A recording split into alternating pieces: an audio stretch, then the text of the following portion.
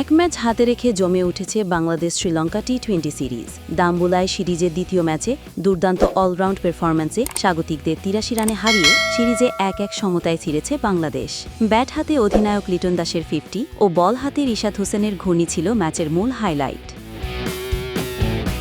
Toss হেরে bat করতে নেমেই শুরুটা ভালো ছিল না বাংলাদেশের। ৭ রানে ২ ওপেনার ফিরে যান, কিন্তু সেখান থেকে হাল ধরেন অধিনায়ক লিটন দাস। তাওহিদ হৃদয়ের সঙ্গে বড় জুটি করেন তিনি। এরপর শামীম হোসেনের সঙ্গে আরও এক কার্যকরী জুটি করেন লিটন।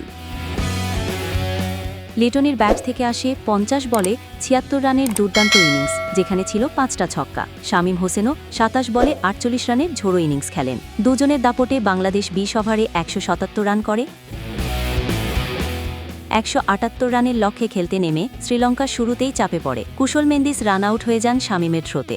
এরপর নিয়মিত উইকেট হারাতে থাকে তারা। রিশাদ হোসেন ছিলেন বাংলাদেশের সেরা বোলার। তিনি ৩.২ ওভারে মাত্র ১৮ রানে ৩টা উইকেট নেন। শরীফুল ইসলাম ও মোহাম্মদ সাইফুদ্দিন তুলে নেন ২টি করে উইকেট। ফলে ১৫.২ ওভারে মাত্র ৯৪ রানই কটিয়ে যায় শ্রীলঙ্কা। আপন নিউজ, ঢাকা।